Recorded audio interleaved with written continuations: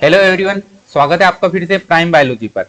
आज के इस लेक्चर में हम देखने वाले हैं कुछ क्वेश्चन जो कि पिछले कुछ वर्षों में पूछे गए हैं।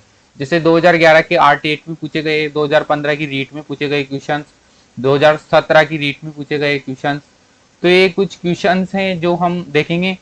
साथ ही इसमें कुछ ऐसे क्वेश्चंस भी हैं जो कि रीट में तो नहीं पूछे गए लेकिन कुछ अन्य एग्जाम में पूछे गए, जैसा कि आप स्क्रीन पे देख रहे हैं फर्स्ट क्वेश्चन जो कि आरटेट 2011 में पूछा गया था। इसके अलावा एक कांस्टेबल एग्जाम 2018 में भी पूछा गया और एलएसए एग्जाम 2018 में भी यह क्वेश्चन पूछा गया था। एलएसए एग्जाम में पूछा गया। एलएसए एग्जाम मतलब जो पशुधन सहायक वाला एग्जाम होता है वो वाला, तो उसमें पूछा गया है। और जो कांस्टेबल वाले एग्जाम होते हैं उसमें पूछा गया और 2011 में आरटेट में पूछा गया। तो क्वेश्चंस क्वेश्चंस एक ही है कि कोशिका का जो है पावर हाउस किसे कहते हैं, शक्ति ग्रह किसे कहते हैं। ये क्वेश्चन तीनों एग्जाम में पूछा गया। तो जो राजस्थान लेवल पे जो भी क्वेश्चंस एग्जाम होते हैं राजस्थान में, जैसे कांस्टेबल का हो लिया, एलएसए का हो लिया, रीट का हो लिया, तो इनका सिलेबस लगभग लगभग मैच कर जाता है और ये क्वेश्चंस भी एक दूसरे एग्जाम में क्रॉसिंग हो सकती हैं। तो हमको रीट के क्वेश्चंस तो सोल्व करना जो करना ही है, साथ ही अन्य एग्जाम के भी क्वेश्चन सोल्व करेंगे हम, ताकि और बेटर प्रिपरेशन हो सके। तो शुरू करते हैं फर्स्ट क्वेश्चन से। निम्न में से किस कोशिकांग को कोशिका का शक्ति ग्रह कहा जाता है? कोशिका का शक्ति ग्रह कौन से कोशिकांग को कहा जाता है?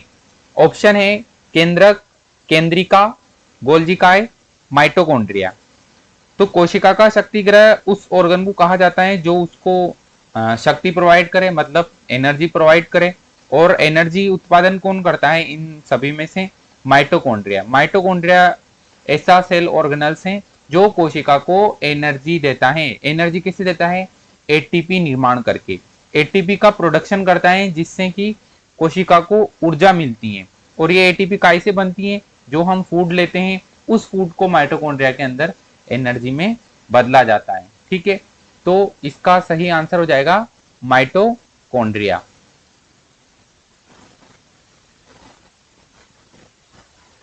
माइटोकॉन्ड्रिया सही आंसर। नेक्स्ट क्वेश्चन है, समसूत्री विभाजन में सबसे लंबी प्रावस्था है? समसूत्री विभाजन हमने कोशिका विभाजन वाला चैप्टर देखा था। कोशिका विभाजन वाले चैप्टर में अर्धसूत्री विभाजन और समसूत्री विभाजन देखा था। अब समसूत्री विभाजन में हमने वहां पे बात की थी कि जो इसकी फेजेस होती हैं, प्रोफेज, मेटाफेज, एनाफेज और टीलोफेज, इनमें से सबसे लंबी प्रावस्था होती है प्रोफेज। तो इसका सही आंसर हो जाएगा ऑप्शन ए। प्रोफेज क्यों होती है? क्योंकि यह एक फर्स्ट स्टेज है समसूत्री विभाजन की और लॉन्गेस्ट स्टेज है। इसमें क्या होता है कि जो क्रोमेटिन नेटवर्क होता है क्रोमोसोम का, या बोल सकते हैं डीएनए का, वो संगठित होता है। ठीक है, धीरे धीरे फिर न्यूक्लियर एनवलप ब्रेक डाउन हो जाता है। न्यूक्लियर एनवलप जो है केंद्रक जो है, केंद्रक की जो झिल्ली है वो धीरे धीरे टूट के विजिबल नहीं रहती। तो ये ऐसे धीरे धीरे प्रोसेस चलता है और ये प्रोसेस थोड़ी सी लंबी हो जाती है। किनकी तुलना में? इन मेटाफेज, एनाफेज, टीलोफेज की तुलना में ये प्रोफेज जो स्टेज है समसूत्री विभाजन की, ये लंबी होती है। तो इसका आंसर ये रहेगा। ये पूछा गया था आरटेट लेवल 2 में, 2011 के टाइम पूछा गया था क्वेश्चन। ठीक है, नेक्स्ट क्वेश्चन है, ये भी आरटेट में पूछा गया। पहले आरटेट होती थी, तो 2011 में पूछा गया था ये क्वेश्चन। वायरस जनित रोग कौन सा है? तो निम्न में से वायरस जनित रोग कौन सा है? Polio, plague, cholera, typhoid. Polio है क्या, या कोलेरा, या प्लेग, या टाइफाइड? तो जो पोलियो है, यह पोलियो होता है वायरस से, लेकिन जो प्लेग, कोलेरा और टाइफाइड, यह सभी जीवाणु जनित रोग हैं। ये कोलेरा, कोलेरा हेजा बोलते हैं। हेजा को इंग्लिश में दिया है यहाँ पर कोलेरा। इस एग्जाम में हेजा को इंग्लिश वर्ड में ही लिख दिया है कोलेरा। तो आप थोड़ा सा ध्यान रखना कि जरूरी नहीं है कि बिल्कुल एकदम प्योर हिंदी में ही क्वेश्चन पूछा जाए। इंग्लिश को भी हिंदी में पूछा जा सकता है। जैसे कोलेरा इंग्लिश वर्ड है तो इसको कोलेरा लिख दिया डायरेक्ट यहाँ पे हिंदी में। टाइफॉइड, इसको मियादी बुखार बोलते हैं, लेकिन इसका इंग्लिश वर्ड ही लिख दिया यहाँ पे टाइफॉइड। तो आप थोड़ा सा ध्यान रखना कि बिल्कुल हिंदी के भरोसे ही नहीं रहे, थोड़ा सा इंग्लिश टर्मिनोलॉजी का भी विशेष ध्यान रखें। नेक्स्ट क्वेश्चन है, भोजन में निम्न में से किसकी कमी से रतौंधी रोग होता है? रतौंधी रोग होता है जिसको हम इंग्लिश में नाइट ब्लाइंडनेस बोलते हैं। Night blindness. अब ये किसकी कमी से होता है? प्रोटीन की कमी से, वसा, या विटामिन की कमी से, या विटामिन ए या विटामिन सी की कमी से? कौन से विटामिन की कमी से? तो यह होता है विटामिन ए की कमी से। नाइट ब्लाइंडनेस विटामिन ए की कमी से होता है। तो इसका सही आंसर हो जाएगा ऑप्शन सी। ऑप्शन सी इसका सही आंसर। प्रोटीन की कमी से तो क्वाशिकोर और मरासमस डिजीज होती है, और विटामिन सी की कमी से स्कर्वी होता है। लेकिन विटामिन ए की अगर कमी हो जाए तो रतौंधी रोग हो जाता है, जिसको हम नाइट ब्लाइंडनेस बोलते हैं। नेक्स्ट क्वेश्चन है, एड्स बीमारी से प्रभावित होने वाला तंत्र है। अब एड्स बीमारी से कौन सा तंत्र प्रभावित होता है? पाचन तंत्र, श्वसन तंत्र, केंद्रीय तंत्रिका तंत्र या प्रतिरक्षा तंत्र? तो एड्स बीमारी में जो वायरस होता है, HIV वायरस, इम्यूनो वायरस, वह प्रतिरक्षा तंत्र को संदमित करता है, प्रतिरक्षा तंत्र को प्रभावित करता है। इसमें क्या होता है कि जो लिम्फोसाइट होती हैं वो वायरस इन लिम्फोसाइट को किल कर देता है, और लिम्फोसाइट को किल करने से हमारी प्रतिरक्षा तंत्र प्रभावित होती है, क्योंकि लिम्फोसाइट ही तो प्रतिरक्षा सेल हैं, तो उनको नष्ट कर देगा तो प्रतिरक्षा तंत्र प्रभावित होएगा। तो वायरस लिम्फोसाइट को नष्ट करता है, जिससे प्रतिरक्षा तंत्र प्रभावित होता है। तो इसका सही आंसर हो जाएगा ऑप्शन नंबर डी। रेशेदार मूल का उदाहरण है। रेशेदार मूल कौन सी होती है? ऐसी मूल जिसमें रेशे पाए जाए। अब आप ध्यान से देखेंगे तो सरसों, चना, मक्का, गाजर, इनमें से जो ये मक्का है, इसमें इसकी मूल में रेशे पाए जाते हैं। तो इसका सही आंसर हो जाएगा मक्का। मक्का, इसके अलावा गेहूं, चावल, ज्वार, बाजरा, इन सभी में रेशेदार मूल पाई जाती हैं। तो इसका आंसर यहाँ पर हो जाएगा ऑप्शन नंबर सी, रेशेदार मूल किसमें पाई जाती हैं? मक्का में। नेक्स्ट क्वेश्चन देख रहे हैं, क्वेश्चन नंबर 7, संक्रामक रोग हैजा होने का कारण है। अब हैजा जो एक संक्रामक रोग है, संक्रामक रोग किसे बोलते हैं? जो कम्युनिकेबल हो, मतलब एक पर्सन से दूसरे पर्सन में फैल सके, इसको संक्रामक रोग बोलते हैं। अब संक्रामक रोग इनमें से कौन सा है? जो हैजा है वो संक्रामक रोग इनमें से किसकी वजह से हो रहा है? ये यहाँ पर इसके जो है एजेंट दिए गए हैं, जैसे क्लोस्ट्रीडियम टिटेनी की वजह से हैजा होता है, या माइकोबैक्टीरियम ट्यूबरकुलोसिस की वजह से हैजा होता है, माइकोबैक्टीरियम लेप्री या विब्रियो कोलेरी। तो आपको पता होगा हैजा, हैजा का इंग्लिश वर्ड है कोलेरा, और कोलेरा से यहाँ पर ऑप्शन में पता चल रहा है ये जो विब्रियो कोलेरी है ये कोस करता है हैजा, या बोल सकते हैं कोलेरा।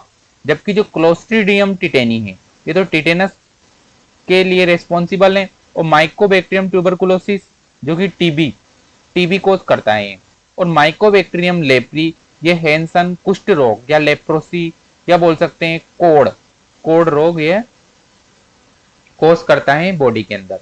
लेकिन हैजा कौन करता है? हैजा करता है विब्रियो कोलेरी के द्वारा हैजा हो जाता है। नेक्स्ट क्वेश्चन है, ये क्वेश्चन रीट 2012 में पूछा गया था, रीट 2012 में पूछा गया था ये क्वेश्चन। अब देख रहे हैं रीट 2012 में एक और अन्य क्वेश्चन पूछा गया है, एक और यहाँ पे ये रीट 2012 में क्वेश्चन पूछे गए हैं, 3 क्वेश्चन है।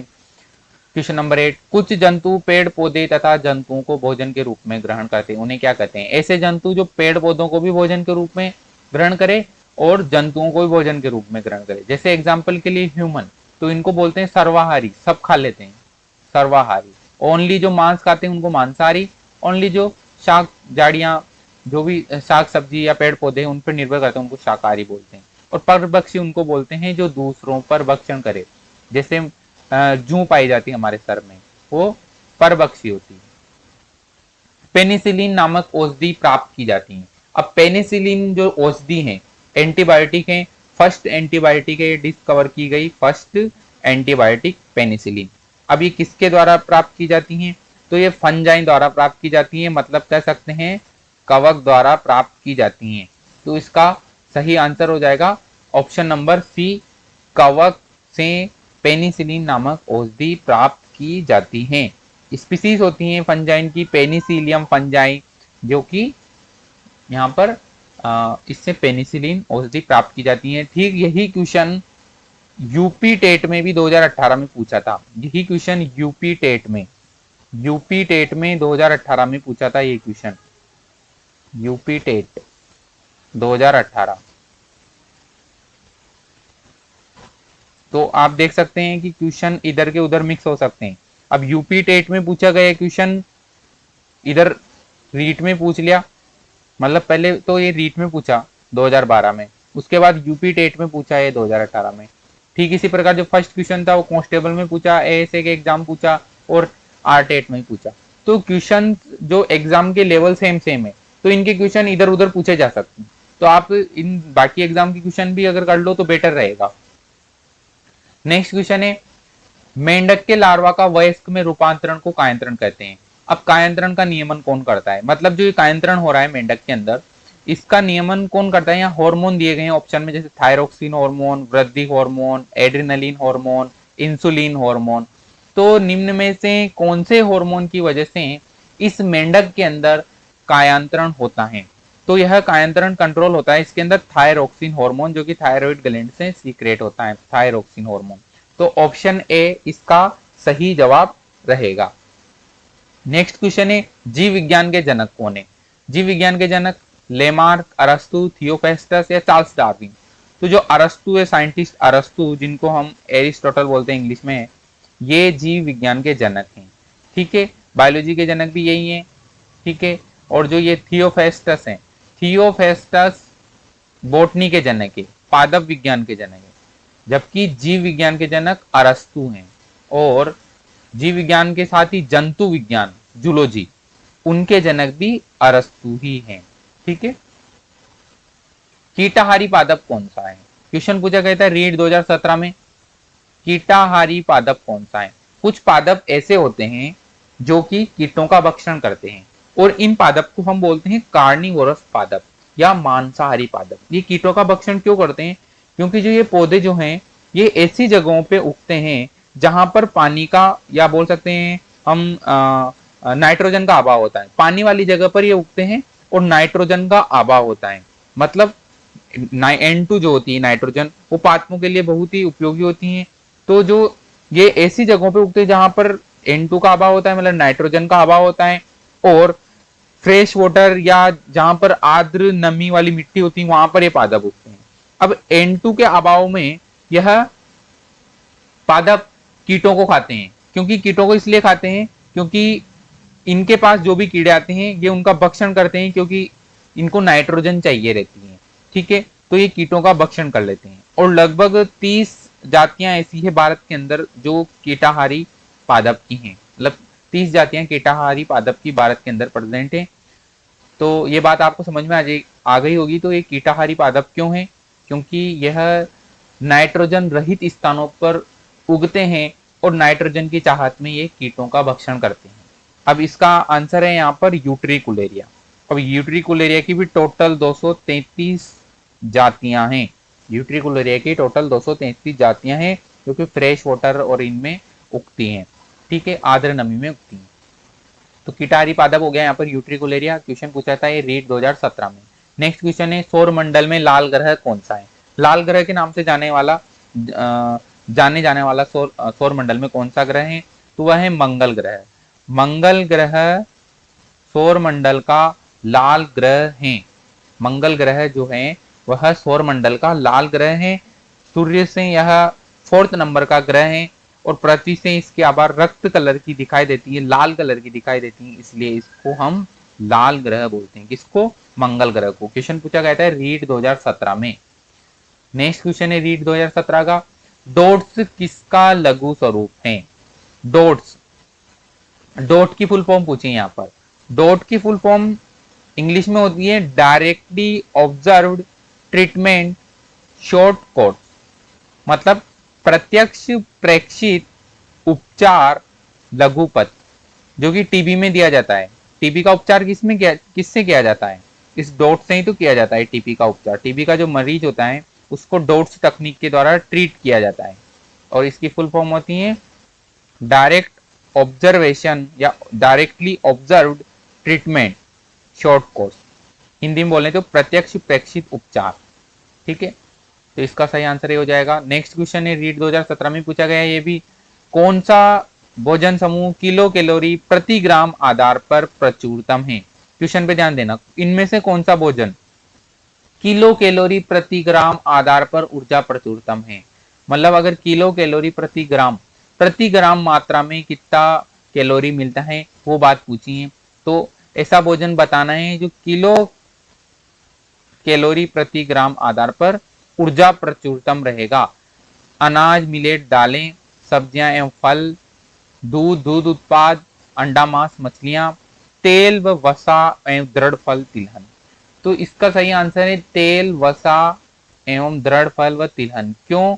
क्योंकि जो तेल और वसा होती है, तेल, वसा, दृढ़ फल, जैसे हम दृढ़ फल में ऑरेंज, कीवी, लेमन वगैरह बोल सकते हैं। तिलहन में हम मूंगफली, सरसों, सोयाबीन। ये सभी ऐसे इन ऑप्शन में से ये वाला ऑप्शन में जो चीजें प्रेजेंट है, तेल, वसा, दृढ़ फल, तिलहन, ये सभी प्रति ग्राम किलो कैलोरी के हिसाब से बाकी की तुलना में ज्यादा ऊर्जा प्रचुरता है। ठीक है, तो इसका आंसर हो जाएगा ल्यूटिनकारी हार्मोन के संदर्भ में कौन सा कथन सही है? ये क्वेश्चन जनन वाले चैप्टर से लिया गया है। अब ल्यूटिनकारी हार्मोन एलएच हार्मोन, एलएच, ल्यूटिनकारी हार्मोन की फुल फॉर्म क्या है? LH, luteinizing hormone, luteinizing hormone, LH बोलते हैं इसको। तो ल्यूटिनकारी हार्मोन के संदर्भ में कौन सा कथन सत्य है? यह लीडिंग कोशिकाओं को टेस्टोस्टेरोन उत्पादन के लिए उद्दीपित करता है। यह एक तंत्रिका हार्मोन है। यह ग्राफी पुटक से स्रावित होता है। यह एफएसएच के साथ संकर्म नहीं दर्शाता। एफएसएच के साथ यह संकर्म दर्शाता है। ठीक है, ग्राफी पुटक से स्रावित होता है नहीं, यह ग्राफी पुटक से स्रावित, यह एफएसएच के साथ संकर्म नहीं दर्शाता है। तो एफएसएच के साथ संकर्म दर्शाता है, तो ये कथन गलत हो गया। यहाँ पर हमको सही कथन चुनना है। यह ग्राफी पुटक से स्रावित होता है नहीं, ग्राफी पुटक से तो प्रोजेस्टेरोन स्रावित होता है। ये क्वेश्चन भी, ये ऑप्शन भी गलत हो गया। यह एक तंत्रिका हार्मोन है, ये ऑप्शन भी गलत है। यह लीडिंग कोशिकाओं को टेस्टोस्टेरोन उत्पादन के लिए उद्दीपित करता है। जो लीडिंग कोशिकाएं होती हैं मेल के अंदर, नर के अंदर, जो वृषण के अंदर लीडिंग कोशिकाएं हैं, उन पर जाके यह वर्क करता है एलएच हार्मोन, और उनको टेस्टोस्टेरोन उत्पादन के लिए उद्दीपित करता है। तो यह ऑप्शन सही है यहाँ पर, ऑप्शन नंबर ए। ठीक है, ऑप्शन नंबर ए सही जवाब। नेक्स्ट क्वेश्चन है, लैंगिक एवं अलैंगिक जनन के बीच एकांतरण की कार्य नीति कहलाती है। लैंगिक और अलैंगिक जनन के बीच एकांतरण की कार्य नीति कहलाती है। ये क्वेश्चन में थोड़ी सी मिस्टेक है, तो इसको हम यहाँ पर कट कर रहे हैं, प्रिंटिंग में मिस्टेक है इसकी। नेक्स्ट क्वेश्चन देख रहे हैं, किस कोशिकांग में क्रिस्टी पाई जाती है? किस कोशिकांग में? ऐसा कोशिकांग बताना है जिसके अंदर क्रिस्टी पाई जाती है। क्रिस्टी एक सेल ऑर्गेनल्स की स्ट्रक्चर का नाम है। अब यह क्रिस्टी गोल्जिकाई में पाई जाती है, माइटोकॉन्ड्रिया में पाई जाती है, हरित लवक में पाई जाती है, या अंतःप्रद्रवी जालिका में पाई जाती है। तो क्रिस्टी जो है माइटोकॉन्ड्रिया की इनर मेम्ब्रेन में पाई जाती है। आपको पता होगा जो माइटोकॉन्ड्रिया की स्ट्रक्चर हमने देखी थी कोशिका वाले चैप्टर में। अगर कोई स्टूडेंट नया हो, जिसके अभी भी कोई टॉपिक बाकी हो बायोलॉजी से रिलेटेड, तो आप प्राइम बायोलॉजी की प्लेलिस्ट में जाके रीड से संबंधित कोई भी बायोलॉजी का टॉपिक क्लियर कर सकते हैं। और अगर आपका कोई डाउट है तो आप कमेंट करके पूछ सकते हैं। तो क्रिस्टी कौन से कोशिकांग में पाई जाती है? क्रिस्टी पाई जाती है माइटोकॉन्ड्रिया की इनर मेम्ब्रेन के रूप में। जो माइटोकॉन्ड्रिया की इनर मेम्ब्रेन होती है, आंतरिक झिल्ली होती है माइटोकॉन्ड्रिया की, वहां ये क्रिस्टी प्रेजेंट होती है। तो इसका सही जवाब हो जाएगा माइटोकॉन्ड्रिया। ये क्वेश्चन भी नीट 2017 में पूछा गया था। अब देख रहे हैं आर्ट 2015 का क्वेश्चन, निम्नलिखित में से पौधे का कौन सा भाग अगुणित होता है? पौधे का कौन सा भाग ऐसा होता है जो अगुणित होता है? युग्मक, पुष्प, अंडाशय, परागकोश, इनमें से कौन सा ऐसा भाग है जो अगुणित होता है? तो युग्मक जो होते हैं वह अगुणित होते हैं। एन, एन मतलब हेप्लोइड होते हैं, क्योंकि यह नेक्स्ट जनरेशन में जाकर जो फीमेल गैमेट होते हैं उससे संयोजित करके यह 2n हो जाते हैं। तो युग्मक जो है वह n होते हैं, मतलब हेप्लोइड होते हैं या अगुणित होते हैं, अगुणित क्रोमोसोम होते हैं इनके अंदर। नेक्स्ट क्वेश्चन है आर्ट 8 का क्वेश्चन है, यह भी, वह स्थान जहां छोटे जंतु जैसे दीमक, मक्खी, केंचुए आदि उनके स्वभाव के अनुसार पाले जाते हैं उसे क्या कहते हैं? तो इसको बोलते हैं टेरेरियम। टेरेरियम ऐसी जगह को बोलते हैं जहाँ पर ये दीमक, मक्खी, केंचुए पाले जाते हैं। ये हम घर पे भी बना सकते हैं, जिसमें हमको जो भी चीजें पालनी है वो हम उसमें रख सकते हैं। जैसे कि हम घर में एक्वेरियम की तरह ही होता है ये भी एक, पर इसको क्या बोलते हैं? टेरेरियम। जलीय जंतुओं में श्वसन होता है। अब जलीय जंतु होते हैं उनमें श्वसन किस प्रकार का होता है? फेफड़ों द्वारा। फेफड़ों द्वारा तो मेमल्स में होता है, जैसे हम में होता है, मनुष्य के अंदर फेफड़ों द्वारा होता है। पुस्तक फुसफुस द्वारा, नहीं, ये तो स्कॉर्पियन बोल सकते हैं, बिच्छू के अंदर होता है पुस्तक फुसफुस द्वारा श्वसन। वायुकोश द्वारा श्वसन, वायुकोश द्वारा श्वसन तो पक्षियों में होता है, लेकिन गलफड़ों द्वारा श्वसन जो है वह जलीय जंतुओं में होता है, मतलब मछलियों में गलफड़े पाए जाते हैं, गिल्स, गिल्स स्ट्रक्चर पाई जाती है। तो इसका सही जवाब हो जाएगा डी। आर्ट 8 का क्वेश्चन है ये भी। नेक्स्ट क्वेश्चन है, निम्नलिखित में से कौन सा सरल उत्तक नहीं है। अब सरल उत्तक नहीं है, तो जो जाइलम है यह सरल उत्तक नहीं होता है, संवहनी उत्तक होता है, वेस्कुलर उत्तक होता है। बाकी पेरेनकाइमा, स्क्लेरेनकाइमा और कोलेनकाइमा यह सरल उत्तक होते हैं। ठीक है। मनुष्य के शरीर की जैव रासायनिक प्रयोगशाला कौन सी है? मनुष्य के शरीर के अंदर जैव रासायनिक प्रयोगशाला किसे बोलते हैं? आमाशय, यकृत, आंत या वृक्क? तो जो यकृत होता है इसको हम जैव रासायनिक प्रयोगशाला बोलते हैं मनुष्य के अंदर, क्योंकि यह एक मेन पॉइंट होता है जहां पर प्रोडक्शन होता है बहुत सारी चीजों का। यहाँ पर ग्लाइकोलाइसिस, ग्लाइकोजेनेसिस, जैसे ग्लाइकोजन का बनना, ग्लूकोज का बनना, ग्लूकोज का विखंडन, ग्लाइकोजन का विखंडन, बहुत सारी प्रोसेस चलती हैं। अमोनिया का यूरिया में बदलना, ऑर्निथिन चक्र चलता है। ठीक है। तो बहुत सारे प्रोसेस और बहुत सारी चीजों का स्टोरेज यकृत के अंदर होता है, और बहुत सारी ऐसी चीजें जो बॉडी को चाहिए रहती हैं, तो ये दूसरी चीजों से उसको बना देता है। जैसे ग्लूकोज चाहिए और ग्लूकोज प्रेजेंट नहीं है, उसकी जगह ग्लाइकोजन प्रेजेंट है, तो ये ग्लाइकोजन को ग्लूकोज में तोड़ के ग्लूकोज बना देता है। तो ये यकृत जो है बहुत सारे प्रोसेस करता है, इसे जैव रासायनिक प्रयोगशाला बोलते हैं इसको मनुष्य के शरीर की। तो इसका सही आंसर हो जाएगा ऑप्शन नंबर बी, यकृत। नेक्स्ट क्वेश्चन है, मीना माता रोग किसके द्वारा पानी के प्रदूषण से फैलता है? किसके द्वारा अगर पानी में ऐसा प्रदूषण हो जाए तो मीना माता रोग फैलता है? तो पानी में अगर पारा से प्रदूषण हो जाए, पारा मिल जाए पानी के अंदर, इसको हम HG बोलते हैं। HG, इसका जो सिंबल है वो HG होता है, HG। ठीक है। तो पारा, पारद इसका सही आंसर। नेक्स्ट क्वेश्चन है, डेंगू बुखार किस रोग वाहक द्वारा संचालित होता है? डेंगू बुखार, इनमें से कौन सा ऐसा रोग वाहक है जिससे डेंगू बुखार होता है? अब डेंगू बुखार में से आप इसमें से ऑप्शन लगा सकते हैं, जैसे ये एनाफिलीज के द्वारा होता है। एनाफिलीज जो मच्छर होता है, एनाफिलीज कल्सीफेसिस, उसके द्वारा होता है, या क्यूलेक्स फटिगन के द्वारा होता है, या एडीज एजिप्टाई के द्वारा होता है, या मनसोनिया यूनिफॉर्मिस के द्वारा यह होता है। तो जो डिजीज वाला चैप्टर देखा था हमने, उसमें हमने इसका रोग वाहक एडीज एजिप्टाई देखा था। जो डेंगू बुखार है उसका रोग वाहक होता है एडीज एजिप्टाई मच्छर। कौन सा मच्छर? एडीज एजिप्टाई, इसके द्वारा डेंगू बुखार होता है। बाकी इन सब के द्वारा कोई अलग ही डिजीज हो, जैसे एनाफिलीज कल्सीफेसिस जो ये जंगली इलाकों में मलेरिया कोस करता है, ये जो है क्यूलेक्स फटिगन ये लिम्फेटिक फाइलेरिसिस कोस करता है, तो वगैरह वगैरह डिजीज होती हैं। लेकिन सही आंसर हो जाएगा इसका कि डेंगू का जो वाहक है वो एडीज एजिप्टाई होता है। ये क्वेश्चन आर्ट 8 2011 में पूछा था। नेक्स्ट क्वेश्चन है, दूरदृष्टि दोष के मरीजों को चश्मा दिया जाता है। ऑप्शन देखना आप, दूरदृष्टि के मरीजों को कौन सा चश्मा दिया जाता है? सूक्ष्म क्षमता का लेंस, मिश्रित लेंस, या उत्तल लेंस, या फिर दिया जाता है उसको अवतल लेंस। तो आप इसका सही जवाब देंगे इनमें से दिखा के कि कौन सा उसको लेंस दिया जाता है अगर उसके दूरदृष्टि दोष हैं। तो ये मैंने यहाँ पे ट्रिक लिखी है ऐसे क्वेश्चन को सोल्व करने की। ये वर्ड दूना, DUNA, दूना। तो जब क्वेश्चन पूछा है हमको दूरदृष्टि, डी का मतलब है दूरदृष्टि, यू का मतलब है उत्तल, और एन का मतलब है निकट दृष्टि, और ए का मतलब है अवतल। तो जब दूरदृष्टि पूछा जाए, दूरदृष्टि दोष के मरीज को चश्मा दिया जाता है। जब दूरदृष्टि पूछा जाए तो उत्तल बताना है, उत्तल लेंस, उत्तल लेंस लगाया जाता है, उसके उत्तल लेंस का चश्मा दिया जाता है उसको, मरीज को, अगर उसको दूर का नजर, दूरदृष्टि दोष हो, उसको पास का नजर नहीं आता है तो। ठीक है, मतलब इसको दूरदृष्टि दोष बोलेंगे हम। तो दूरदृष्टि दोष में उत्तल लेंस दिया जाता है मरीज को। तो ये जो ट्रिक है दूना, इसमें आप बताएंगे दूरदृष्टि का पूछे तो आप उत्तल बताएंगे, दूरदृष्टि का पूछा तो आप उत्तल बता देंगे, निकट दृष्टि का पूछा एन से निकट निकट दृष्टि का पूछा तो ऐसे आप अवतल बता देंगे, ठीक है।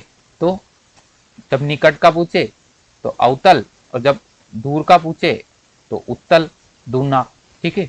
नेक्स्ट क्वेश्चन है, किसी कोशिका का कौन सा कोशिकांग अपशिष्ट मिटाने में मदद करता है। अब कोशिका के अंदर कौन सा ऐसा कोशिकांग प्रेजेंट है जो कि अपशिष्ट पदार्थों को मिटाने में मदद करता है। लाइसोसोम, माइटोकॉन्ड्रिया, अंतःप्रद्रवी जालिका या गोल्जिका।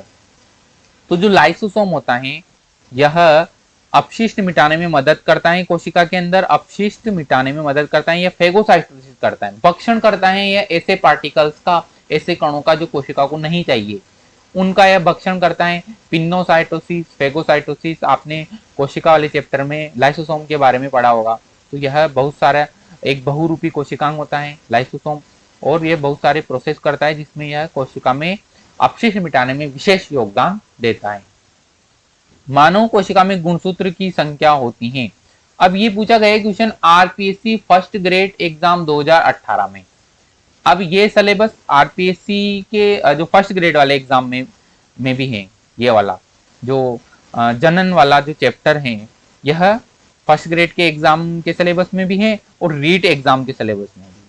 अब क्वेश्चंस का लेवल एक जैसा ही है, लगभग ज्यादा हाई लेवल का क्वेश्चन नहीं है, बस संख्या ही तो पूछी है।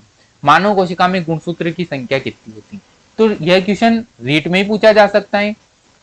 हालांकि ये फर्स्ट ग्रेड एग्जाम में पूछा गया था, लेकिन रीट में पूछा जा सकता है क्योंकि क्वेश्चन का लेवल ज्यादा नहीं है। अब मानव में कोशिका में गुणसूत्र की संख्या कितनी होती है। नॉर्मल कोशिका की बात की, यहाँ पे कोई विशेष कोशिका की बात नहीं की, तो आप नॉर्मल रूप से जवाब देंगे। तो क्रोमोसोम संख्या पाई जाती है 46। अगर यहाँ पर पूछते हैं कि गुणसूत्र की संख्या जो है गेमेट जनन कोशिका जो होती है शुक्राणु में कितनी होती है, तो आप फिर आधे बताते 23। लेकिन यहाँ पर नॉर्मल कोशिका की बात पूछी है और ऑप्शन में हमारे पास 46, बाकी 20, 36, 6 में ये तो किसी भी कंडीशन में नहीं पाए जाते, ठीक है। 46 इसका सही जवाब। नेक्स्ट क्वेश्चन है, क्वेश्चन पूछा गया है कनिष्ठ वैज्ञानिक सहायक परीक्षा 2019। इसमें पूछा गया है, बहुत अच्छा क्वेश्चन है, 2 क्वेश्चन लिए गए हैं यहाँ से भी कनिष्ठ वैज्ञानिक सहायक परीक्षा से, एक क्वेश्चन तो ये और एक क्वेश्चन ये, ठीक है।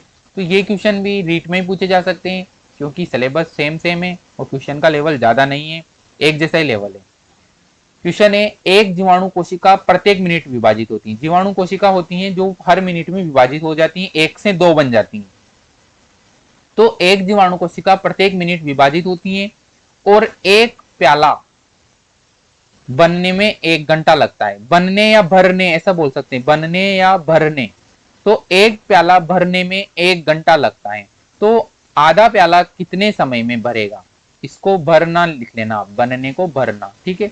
तो एक जीवाणु कोशिकाएं जो प्रत्येक मिनट विभाजित होती हैं, मतलब एक कोशिका से 2 कोशिकाएं बन जाती हैं, और एक प्याला है वह पूरा बढ़ने में, जीवाणुओं से पूरा बढ़ने में वह 1 घंटा लगता है। तो आधा प्याला कितने समय में भरेगा। तो ऑप्शन है यहाँ पर 60 मिनट, 30 मिनट, 29 मिनट और 59 मिनट। तो क्वेश्चन में ही बता दिया है कि 60 मिनट में प्याला पूरा भर जाता है, प्याला जो भरता है वह 60 मिनट में पूरा भर जाता है। तो वह आधा कब भरेगा। तो जीवाणु कोशिका 1 मिनट में विभाजित होकर 2 हो जाती है, 1 की 2 हो जाती है, मतलब जो प्याला है वह 59 मिनट में भरेगा, क्योंकि जब 59 मिनट हो चुके होंगे तब प्याला आधा भरा था।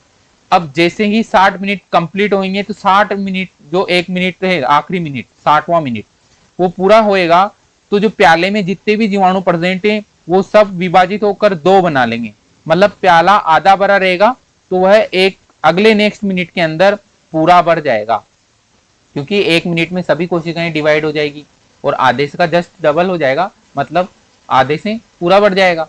तो 59 मिनट में वह कितना था, आधा प्याला था। तो इसका सही आंसर हो जाएगा डी, ऑप्शन नंबर डी इसका सही आंसर, ठीक है। नेक्स्ट क्वेश्चन है, क्रेब्स चक्र संपन्न होता है। अब क्रेब्स चक्र कहां पर चलता है। ये एक सेल वाला जो चैप्टर पढ़ा था, कोशिका वाला, पादप कोशिका, जंतु कोशिका वाला जो चैप्टर पढ़ा था, वहां पर इस बारे में हमने बात की थी। अब क्रेब्स चक्र कहां पर संपन्न होता है, केंद्रक में, माइटोकॉन्ड्रिया में, कोशिका द्रव में, हरित लवक में।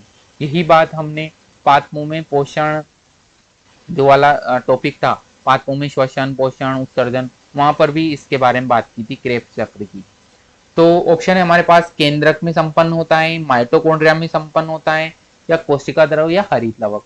तो क्रेब्स चक्र संपन्न होता है माइटोकॉन्ड्रिया के अंदर, ठीक है। तो इसका यह सही जवाब। नेक्स्ट क्वेश्चन है, निम्न में से लिंग गुणसूत्रों के कौन से संयोजन का परिणाम नर संतति होता है।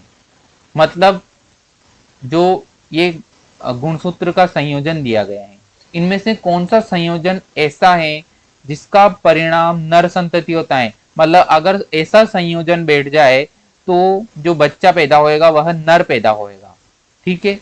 कौन सा संयोजन, बहुत सिंपल क्वेश्चन है। एक्स वाई जो संयोजन है वह नर का संयोजन है, जबकि एक्स एक्स संयोजन मादा का संयोजन है, ठीक है। तो एक्स वाई मतलब सी, ऑप्शन नंबर सी इसका सही जवाब।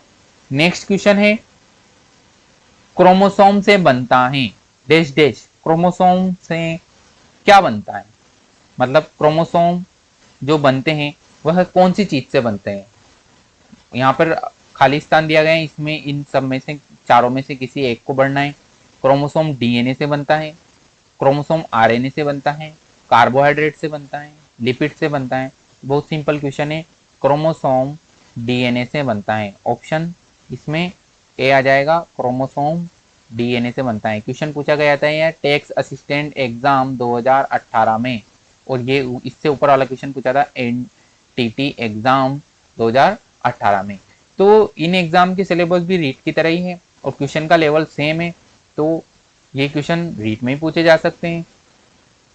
नेक्स्ट क्वेश्चन है, प्राणी कोशिका में कौन से आरएनए की प्रचुरता होती है। ये क्वेश्चन पूछा गया है लैब असिस्टेंट 2018 के एग्जाम में, जो लैब असिस्टेंट का एग्जाम होता है 2018 में, उसमें यह क्वेश्चन पूछा गया है। क्वेश्चन का लेवल ज्यादा नहीं, नॉर्मल सी बातें। आरएनए प्रेजेंट होते हैं कोशिका के अंदर, 3 टाइप के 4 टाइप के, T RNA, M RNA, R RNA, M I RNA. अब इनमें से कौन सा ऐसा आरएनए जो ज्यादा प्रेजेंट होता है प्राणी कोशिका के अंदर, तो वह आरएनए होता है आर आरएनए, राइबोसोमल आरएनए। क्यों प्रेजेंट होता है ज्यादा, क्योंकि यह प्रोटीन संश्लेषण की साइट प्रोवाइड करवाता है। राइबोसोमल आरएनए जो होता है, यह जो रफ एंडोप्लाज्मिक रेटिकुलम होती है, कुरद्री अंतःप्रद्रवी जालिका, उस पर प्रेजेंट होता है और प्रोटीन निर्माण में यह एक विशेष योगदान देता है। प्रोटीन निर्माण की साइट होती है आर आरएनए, राइबोसोमल आरएनए। तो यह सबसे ज्यादा प्रचुर मात्रा में पाया जाता है प्राणी कोशिका के अंदर। और जो जितने भी आरएनए प्रेजेंट, जैसे टी आरएनए, एम आरएनए, उन सभी का यह 80% प्रेजेंट होता है। मतलब टोटल आरएनए की मात्रा में से यह 80% तो आर आरएनए ही होता है, राइबोसोमल आरएनए। बाकी के जो 20% बचे उनमें से टी आरएनए और एम आरएनए प्रेजेंट होते हैं, ठीक है। नेक्स्ट क्वेश्चन है, आरपीएससी हेडमास्टर 2012 में पूछा गया था। आरपीएससी हेडमास्टर 2012 में जो एग्जाम हुआ था, हेडमास्टर वाला आरपीएससी का एग्जाम 2012 में, उसमें एक क्वेश्चन पूछा गया था। क्वेश्चन वही है, रीट लेवल का ही क्वेश्चन है। 64 कोशिकाओं के निर्माण में कितने समसूत्री विभाजन की आवश्यकता होती है। तो यहाँ पर सिंपल सी बातें, 32 कोशिका ऐसी होती हैं जो डिवाइड होके 64 कोशिकाओं का निर्माण कर लेगी, क्योंकि समसूत्री विभाजन में एक कोशिका 2 कोशिका बनाती है। तो आंसर हो जाएगा इसका 32, ठीक है। 32 से यह समसूत्री विभाजन करेगी और 64 कोशिकाएं बना लेगी, ठीक है। कोशिका में प्रोटीन संश्लेषण कहाँ होता है।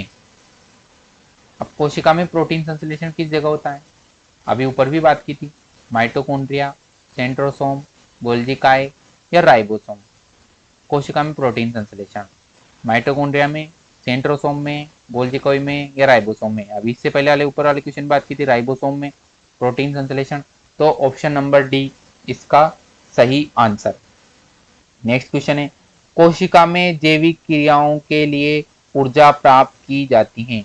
कोशिकाओं में जैविक क्रियाओं के लिए ऊर्जा किससे प्राप्त की जाती है, इनमें से एटीपी से, एडीपी से, एएमपी से या विटामिनों से। तो ऊर्जा की जो यूनिट है वह एटीपी है, माइटोकॉन्ड्रिया के अंदर बनाई जाती है, ठीक है। तो एटीपी से जैविक क्रियाओं के लिए ऊर्जा प्राप्त की जाती है कोशिका के अंदर। और ये क्वेश्चन पूछा गया था आरपीएससी एलडीसी 2012 में, और इससे ऊपर वाला क्वेश्चन पूछा था राजस्थान पुलिस 2006 में, ठीक है। तो क्वेश्चन सारे क्वेश्चन का जो लेवल है वो सब रीड करिए। नेक्स्ट क्वेश्चन है पोलियो का कारण है। पोलियो किसकी वजह से होता है? जीवाणु से, विषाणु से, फफूंद से, प्रोटोजोआ से। तो पोलियो जो होता है यह होता है विषाणु से, जीवाणु से नहीं होता, फफूंद से नहीं होता, प्रोटोजोआ से नहीं होता। प्रोटोजोआ से कौन सा डिजीज होता है? मलेरिया। तो सही ऑप्शन हो जाएगा यहाँ पे बी। नेक्स्ट क्वेश्चन है सी टेट 2011 में पूछा गया, इससे ऊपर वाला क्वेश्चन भी सी टेट में पूछा गया था 2015 के अंदर। प्रतिजैविक के उपचार में सहायक है। अब डिजीज दी गई है, यहाँ पर रोग के नाम दिए गए हैं और कौन से रोग में प्रतिजैविक दी जाए तो उपचार हो जाता है, मतलब प्रतिजैविक की सहायता से उपचार संभव है। इनमें से कौन सा ऐसा रोग है जो कि प्रतिजैविक के उपचार से संभव है? अब हैजा, डेंगू, हेपेटाइटिस या इन्फ्लुएंजा, इनमें से कौन सा ऐसा रोग है जो कि प्रतिजैविक अगर दी जाए पेशेंट को तो वह डिजीज ठीक हो जाती है? तो यह होता है हैजा। हैजा में प्रतिजैविक का यूज किया जाता है।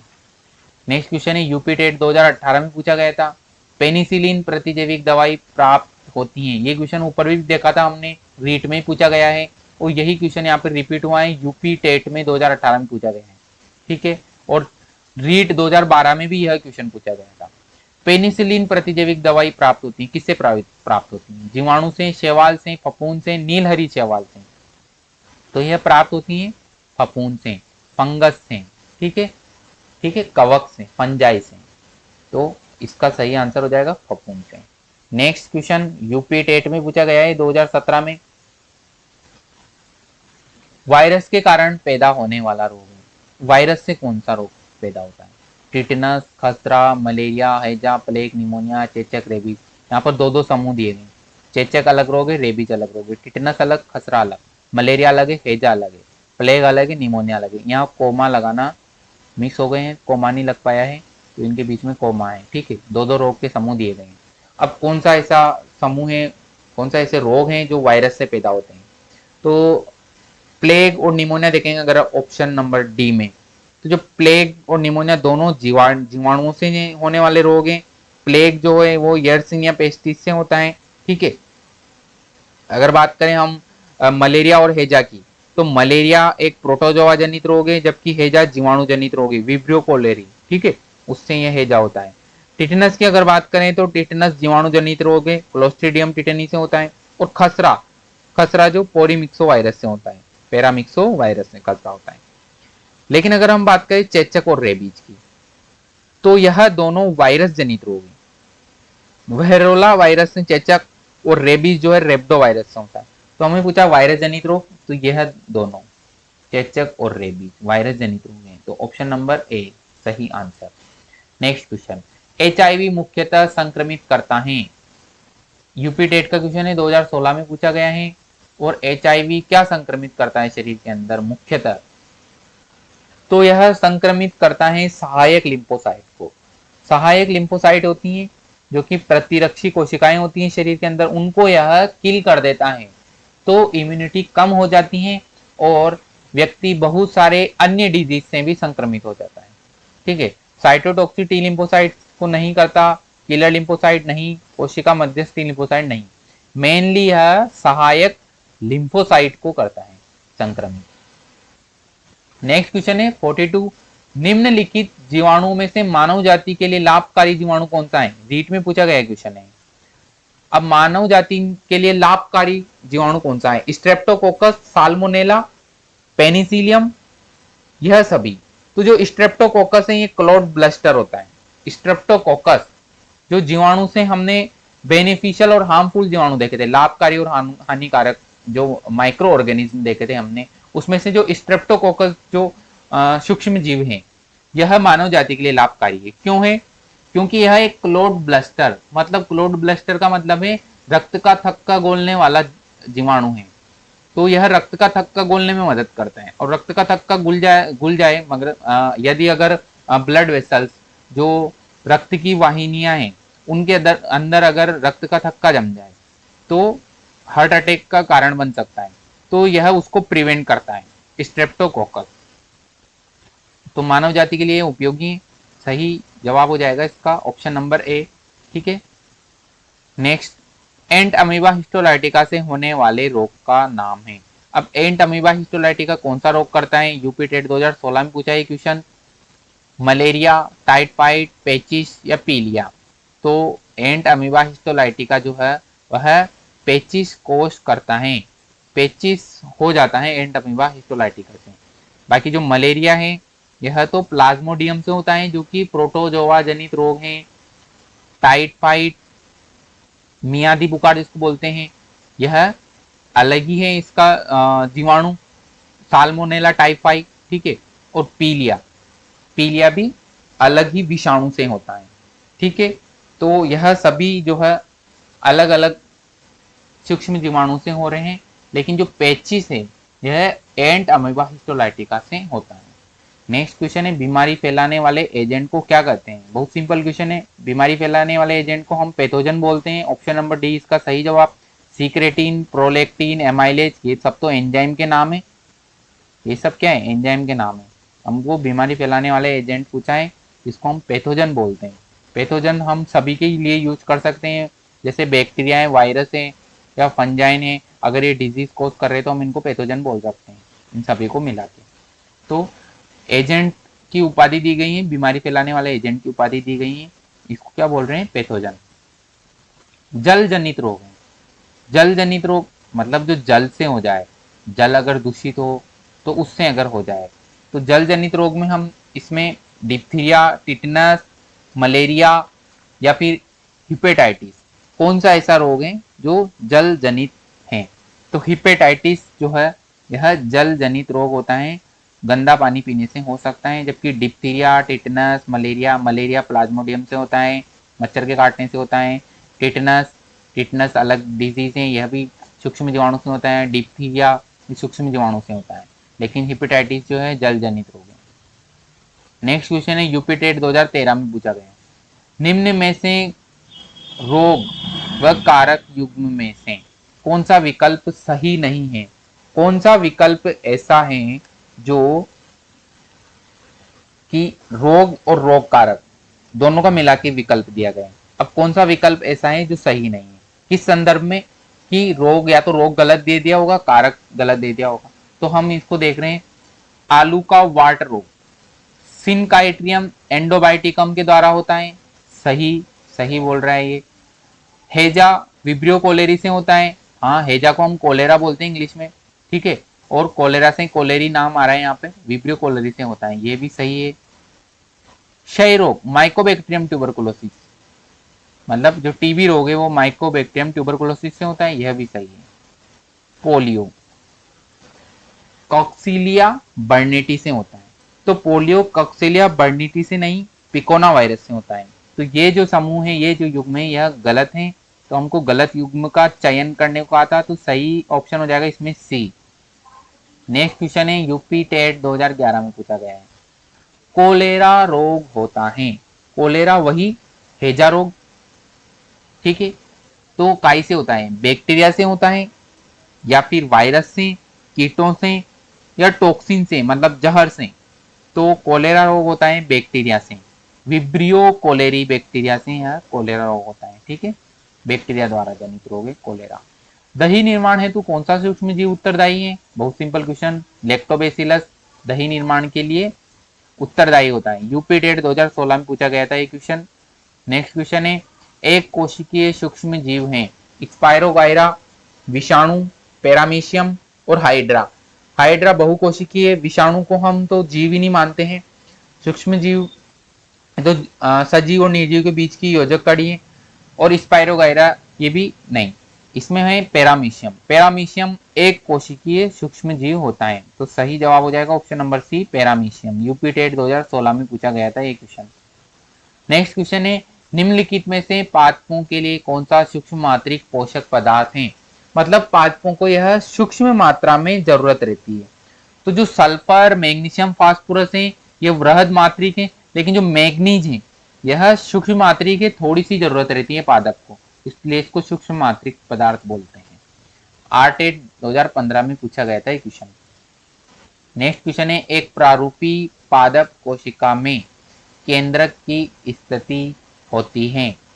जो पादप कोशिका होती है उसमें केंद्रक की स्थिति क्या होती है? केंद्रीय मतलब सेंटर में प्रेजेंट होता है केंद्रक, परिधि परिधि में प्रेजेंट होता है, आधारी या कहीं पर भी प्रेजेंट होता है। तो जो पादप कोशिका होते हैं उसमें जो केंद्रक की स्थिति होती है वह होती है परिधीय, परिधीय साइड पर प्रेजेंट होता है केंद्रक। ठीक है, आर्ट 2011 में पूछा गया था क्वेश्चन। तो ये क्वेश्चन हो गए यहाँ पर लगभग 50 प्लस क्वेश्चन हो चुके हैं।